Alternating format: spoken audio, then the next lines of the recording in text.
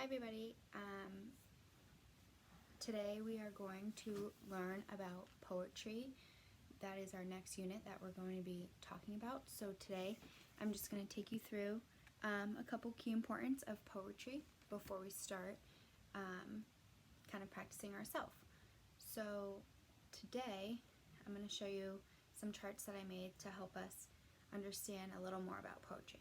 Now I know some of you may have done it last year or may know about it just from listening to songs or writing your own lyrics, or some of you have already started to write your own poetry.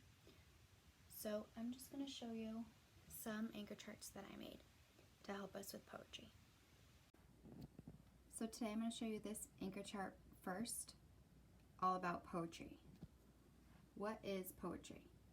Poetry tells a story, appeals to feelings and senses, our five senses, and it describes something.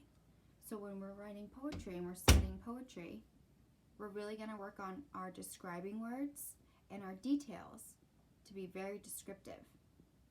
What can poetry do? It can rhyme, like owl and towel. It has rhythm, which is all about the beat. So we usually hear rhythm in songs or within lyrics. It can have repetition, like this one, nibble, nibble, nibble.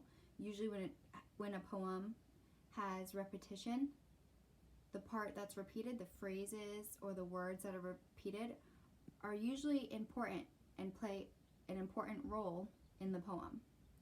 Onomatopoeia and alliteration, we studied those before this year when we talked about figurative language. Onomatopoeia is all about the sounds that items make. Like the thunder booms and the plate crash, makes the crash sound. Alliteration is kind of our tongue twisters, right? So alliteration means that the first letter, right, says the same sound. So it's all about starting the words with the same sound. Peter Piper picks a pepper. Or our other one that we like to use, Sally sells seashells by the seashore. That one's more of a tongue twister. I almost couldn't even say that one. Okay, so this is the first anchor chart, all about poetry. What is poetry and what can poetry do? Now I'm going to show you another one. The second and final anchor chart that we're going to look at today is all about the elements of poetry. Elements means all the parts that can make up poetry, or all the components that poetry has, okay, within a poem. So the first one that we're going to talk about is line break. A line break is where each line of the text ends. So in poetry you have different lines, one line and one line and one line. Then it might have a break and it might jump down to the next part. Stanza, a group of lines within the poem. Each stanza has a line break to move to the next one. So stanza is what a group of lines is called. And then rhythm and rhyme, a pattern of stressed syllables or rhyming words. We know a lot about rhyming already. Repetition, lines or words that are used repeatedly, usually to show importance. So if something's repeating, it's usually to show how important it is. Okay, so if a phrase or word's repeating, you usually want to pay attention to it because it's probably important. Okay, so three elements of poetry now, the last two that we're going to talk about today. Imagery. Okay, imagery is using words to paint a picture using the five senses. So you're going to try to paint the picture using your five senses: sight, hear, taste, touch, smell.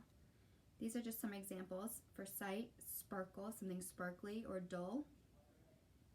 If you hear something, you might make a boom or a pop. If you taste something, you might use words like spicy or sour. Or touch for smooth and rough. Smell, fishy or old.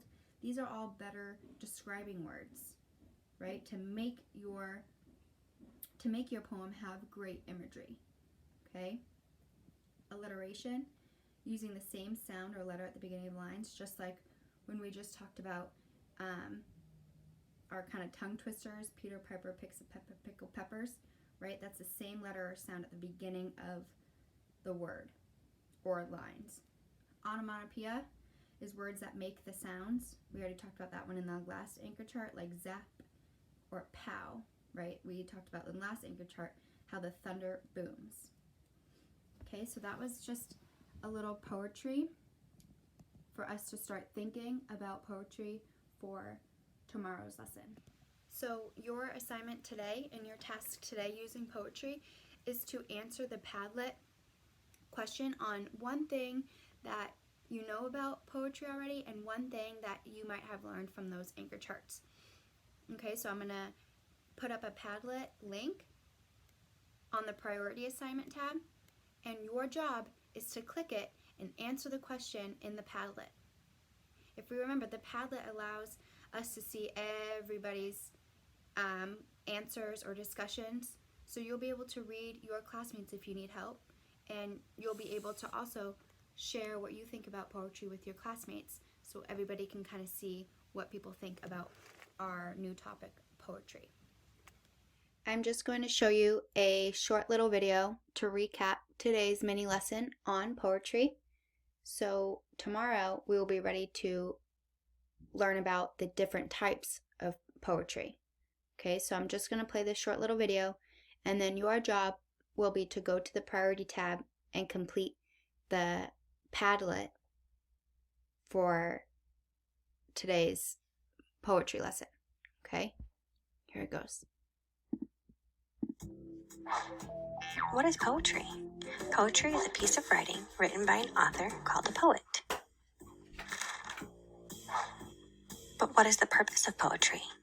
A poem is written using rhythm, rhyme, and other artistic language to show feelings and emotions. It's often short, but some poets write long poems too. Rhythm and rhyme are a part of many poems. Rhythm is the beat or sound pattern of a poem.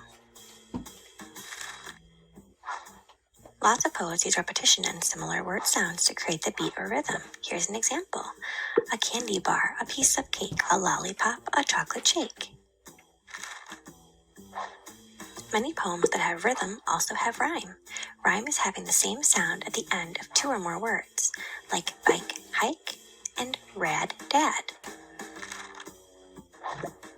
Our poem from earlier has rhyme with the words cake and shake, and it makes me feel hungry. Another common element of poetry is alliteration. Alliteration is when the consonant sound is repeated at the beginning of words. Like Tracy the tiger made a terrifying sound. There are many types of poems that poets write. Some common poems are acrostic, couplet, haiku, limerick, narrative, free verse, humorous, and lyrical. A narrative poem tells a story. There are characters, problems, solutions, and a beginning, middle, and end. Free verse poetry doesn't follow a pattern. You won't see rhythm or rhyme in these poems. Humorous poems are funny, silly, and make us laugh. Lyrical poems express feelings and emotions. They're sometimes sing-songy with their rhythm. Let's look at an example. I have a little frog. His name is Tiny Tim. I put him in the bathtub to see if he could swim. He drank up all the water and gobbled up the soap. And when he tried to talk, he had a bubble in his throat. Let's look for some poetry elements in this humorous poem. Here we see rhyme, rhythm, alliteration, and a character. We know that a poem is written by a poet using rhythm, rhyme, and other artistic language to show feelings and emotions. Poems are usually short, but they can be long too. Listen for descriptions and decide how the poem makes you feel. It could be silly, or sad, or even glad.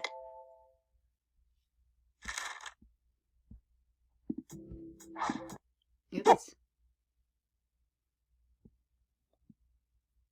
I don't know what this is, but okay, that was the end of the little short video. So now you're just going to pay attention to the priority tab and go and do the Padlet, okay?